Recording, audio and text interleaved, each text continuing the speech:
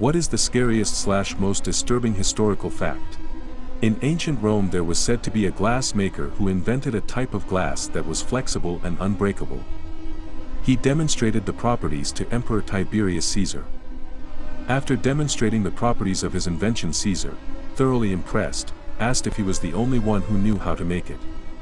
The man replied yes, and he was swiftly executed because Tiberius Caesar was afraid that the unbreakable glass would be worth more than gold. Elephants were used in India to execute people. This traumatized the elephants, leading to one that was retired and would randomly kill people. They did this by crushing people, but could also crush slowly, limb by limb. The more you know. In the 18th century there was a socialite, Madame Lalaurie, who lived in New Orleans. She whipped her slaves, gouged their eyes out, and poked holes in their skulls, leaving maggots to infest the openings. She would also break the bones of her slaves and let them heal incorrectly to form weirdly shaped bodies. She was basically one of the worst murderers in history.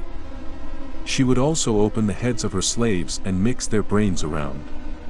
Unfortunately, she was able to escape her town and the slaves never got proper justice. When Mongols occasionally decided to kill the entire populations of cities, each Mongol soldier was required to kill a certain number of individuals, and as proof he had to cut off their ears and present them to his commanding officer. Also, they sent troops back to the city several days later to kill the people who were hiding. In the early 1500s, there was a guy named Georgi Datsa. He ended up leading a peasant revolt in the Hungary/Romania region. When he was finally captured, he was killed in a very unique fashion, and rather horrible. See, in order to mock his hopes to be king, he was forced to sit on a red-hot iron throne, wear a red-hot iron crown and hold a red-hot iron scepter. Then, as he is being burned alive by this red-hot regalia, they march in 9 of his revolt leaders. They had been starved for days. Leading them in was Georgi's younger brother. The younger brother was cut in half before Georgi and the remaining prisoners watched as they took red-hot pliers and began to pull strips of his flesh off. The remaining prisoners were then told to go to Georgi and start to eat him where their flesh had been removed. Georgi eventually died from this torture, and the peasant prisoners who had ate parts of Georgi were allowed to leave. The Japanese soldiers made a game of tossing Nanking infants into the air, with a soldier trying to poke it mid-air with his bayonet. The event was so commonplace that the Nazi in charge of the safe zone for Nanking refugees needed therapy and medication after his tour. This is not the last of what the Japanese did to the people of Nanking. You can find those pictures for yourself on Google. Here's one of many. Auschwitz is perhaps the best-known symbol of Nazi genocide because some people actually survived and told stories of the Auschwitz slavery experience. Some camps were used for extermination only and had 99.9% fatality rates. See Kemlo and Treblinka. Something I read a while ago, carried out by John Watson, the Little Albert experiment aimed to find out if fear was inherently ingrained or culturally taught. To find out, he essentially repeatedly traumatized a sick baby that he kidnapped every day from the on-campus daycare facility without its mother's knowledge by presenting it with soft, fluffy things while slamming a gong with a hammer from behind a curtain to scare the child. The baby developed a phobia of white, fluffy things, and the experiment ended because Albert's mother found out and moved them away. According to relatives, little Albert never learned to walk or talk, and eventually died at the age of 6. There is a torture device from the olden days called the Pair of Anguish that was essentially the size of a large pear or a grenade that fit into a person's mouth. Your torturer would then turn a mechanism on this device which would expand the pear in size.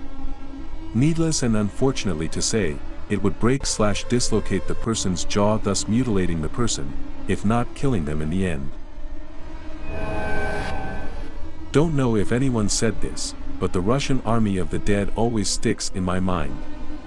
Short story short, German wanted a Russian stronghold. Used chemical warfare to draw out the Russians. Quick and easy, right? Except that instead of surrendering, the Russians charged full force at the Germans, all while they bled from their eyes and their organs melted. Scared the Germans so badly they stayed away for months. The Congo Free State is one. That goes beyond just normal European colonization and turns into industrialized sadism. Many royals had practiced incest, usually with cousins. It was mostly for strategic diplomacy, though some get involved willing without such. It was common up until recently. It's now common for some royals to go for a non-royal as a partner, which increases the survival rate of the offsprings. As you can guess, it was a flip of a coin when it comes to any faults to their child. Edit.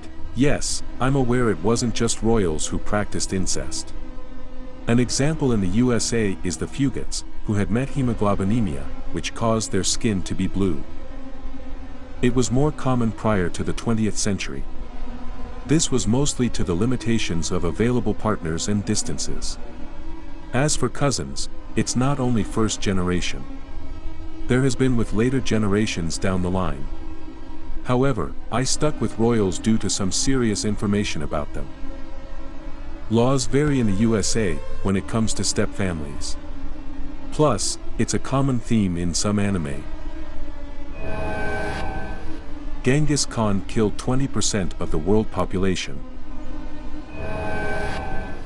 European nobles once had a meeting in a castle where their combined weight destroyed the floor they were sitting on, and they fell into a room where all the feces was kept, and they drowned in a very disgusting manner. Mao Zedong killed 50 million people in 6 years or less, and people praise him on the internet. The world almost ended on September 26, 1983. In the early hours of the morning, the Soviet Union's early warning systems detected an incoming missile strike from the United States. Computer readouts suggested several missiles had been launched. The protocol for the Soviet military would have been to retaliate with a nuclear attack of its own. But duty officer Stanislav Petrov, whose job it was to register apparent enemy missile launches, decided not to report them to his superiors, and instead dismissed them as a false alarm. There is a concentration camp in North Korea known as Camp 22. Treatment of prisoners is among the worst on the planet, with guards routinely raping prisoners, forcing abortions on pregnant prisoners, as well as housing children and entire generations of families. If that isn't scary, what is? During Stalin's execution by starvation of the Ukrainians, the potato famine, a boy who survived it recalled how flies would lay eggs in the eye sockets, nostril, sides of the mouth of those soon to die. He recalled how hair begins to grow on the forehead and between the eyes, and it was easier to tell them no when they begged for a kernel of corn because they'd be gone soon.